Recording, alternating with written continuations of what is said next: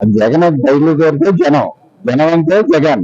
అలాగా జగన్ బయలుదేరితే ఇంతమంది వస్తారు అంతమంది వస్తారు అని ఆప్షన్ కాదు, మొత్తం ఎంత జనం వస్తారనేది వాళ్ళు లెక్క పెట్టుకోమనండి ఒకసారి పోలీసుల్ని, తెలుగుదేశం కూటమని కూడా.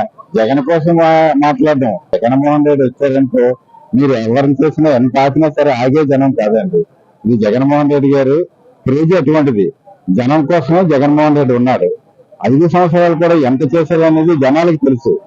అని తెలిసి ఉన్నది కాబట్టి జనాలకు తెలుసు కాబట్టి జనం అలా వస్తున్నారు. ఇప్పుడు చేసిన గవర్నమెంట్ ఏం చేస్తుంది? ఏమీ లేదు, ఏమీ చేయట్లేదు.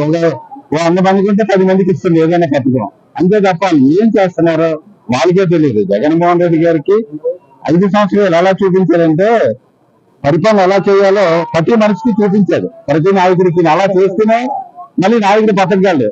నెక్స్ట్ అలా చేయకపోతే నాయకుడిని ప్రజలే విమర్శిస్తున్నారు. అది అలా జగన్మోహన్ రెడ్డి గారి సత్తా అంటే అలా ఉంటది.